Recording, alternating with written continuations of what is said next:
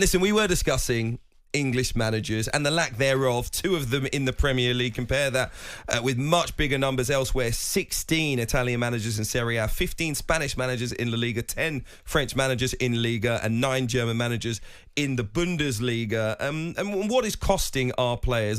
We were talking about this during the break. I have got an idea where I feel like we need a kind of homegrown rule, which we've had for players, for coaches as well, and a certain number working with first teams throughout the Premier League. Managers seem to come in from wherever in the world, and suddenly they're allowed to bring in 5 or 6 coaches with them because that's their guys. And I get why that happens. Obviously, you're almost hiring a team of coaches, but we need to ensure that then the other people... Are you allowed to do that? Working with... What do you mean? Well, in the rules? It's not in the rules now, but I think it should be in the rules. That's the point that I'm saying. Do you think the Premier League owners are going to say, okay, we'll do that? And this is where I'm talking to the independent regulator. Right, okay. Right. This is where I think that government intervention is possible. But there's a lot of industries, by the way, that we hear these MPs talking about. We need skilled labour, we need skilled workers. We can't just let anyone in. And Vitor Pereira's going to bring a team of people with him when he goes to Wolves next week. He might well argue he's got skilled labour. Yeah, well, he does. But does his backroom staff necessarily need to be all of his friends that have worked with him for the last 10 or 15 years? I think if you're... Are they specifically chosen because of their skills, or are they just people he knows? If you're a manager coming in, you have to bring your own team. You do, but I'm talking about limiting that number to 4 or 5. I think once you go beyond that, we're all right. We don't need 6, 7, 8 coaches coming with you, and a new goalkeeping coach and a new kick man, a new. No, I just don't think it's needed. Look, I just don't think it's needed. Ideologically, I think it's a brilliant idea. Good luck in trying to implement it. Yeah, okay. The other thing that I'm hoping that more English managers do in particular is go abroad and really think about the opportunities that are out there, because the fantastic thing about the Europa League, about the Europa Conference League as well, is that shop window in European football to show what you can do as a coach, to get your footballing philosophy out there. What we've seen recently is coaches from much smaller leagues take their teams on a run, and they get big attention because they're unfancied, and if they go far, we watched Bodo Glimt here live a couple of Thursdays ago away at Manchester United. Just a great tactical performance from them, and again, if they had better players, they played at home, they'd have won. They would have smashed Man United. I've covered them in the Champions League qualifiers where they actually lost. They won at home, lost away, that they should have got through, and they didn't against Red Star. That's very well coached. That's one of the smaller teams actually in Norway, and yet they have got and garnered so much attention over the previous few seasons because of what they've achieved. They're just one example. Ostersund's, when Graham Potter was there, Graham Potter was completely unknown. He chose to go abroad. It was a big decision for him and his family. It's changed his life.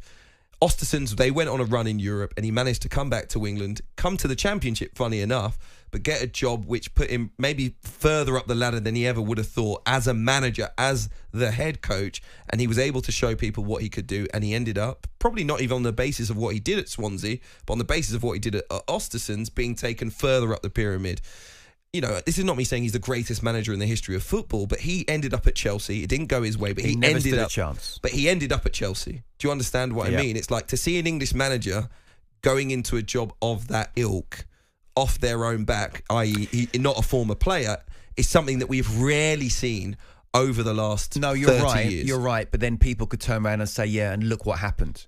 Now, again, my argument would be, well, he never stood a chance because it was such a turnover of philosophy to what Abramovich was to the new owners. But what he did in terms of his career decisions, was that not the right thing? No, absolutely, it was the right thing. And I think a lot of these English/British managers or coaches need to do that. I agree, but the ones who are in the championship already, unless you get an Ajax, which Graham Potter's sort of turned down. They're not going to go to an Östersunds or a Bodo Glimt or a Rosenborg, or they're already in the Championship. But are they going to get a chance of being a Premier League manager? The only chance they've got is getting their team promoted. Now, again, I'll go back to Mickey Carrick. For me, he's the standout one. And it's going to be interesting to see if he doesn't get Borough up. I think he's learnt lessons. He has, to be a manager in the Championship, it is absolutely brutal. It's ruthless. And again, his stats, I think, are really, really good, where there's only so much a coach can do. Coaches and managers are more important than ever before, Hugh, but it's still ultimately always down to the players and the quality of players you've got. And you win the games in both boxes, strikers, goalkeeper and defence. Simple as that.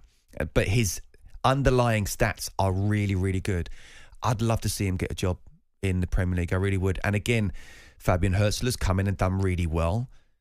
But does he deserve to be a Premier League manager more than a Mickey Carrick?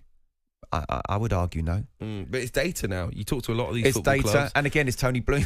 It's Tony Bloom who's brought him in. The thing that I think opportunity is the big thing. And what I'm desperately hoping doesn't happen, because you hear this a lot when you talk to, especially to black former footballers, and you ask them why they didn't go into coaching. They said, well, there's not going to be opportunities for me. Like, I look at the other black do you think ex-players. that's right now? Do you think...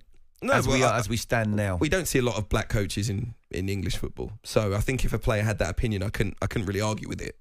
That's ultimately it. Like, but I've heard Simon talk about that, and he said in his whole time as being the Palace chairman, not one black person came up, sort of applied for the job. And this is Croydon we're talking about. No, I know, but that's one football club and one period of time. That period of time was quite a while ago. I played with some amazing black players, and I'm really surprised that I don't know. I honestly don't know. I'd hate to think it's because they're black. No, that they're not getting the opportunity. But I'm not saying. Listen. I'm not even making that argument. That's a different conversation. But what I'm saying is, players have seen that there aren't many black managers being given opportunities, and so they decide flatly just not to go into it.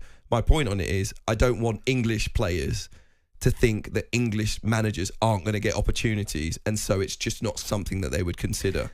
That's my point. I think the money side of it now, if you're talking about seasoned professionals or good Premier League players, they're on 100 to 200 to 300 grand a week, and do they want the hassle? Again, no, that's not the point I'm making.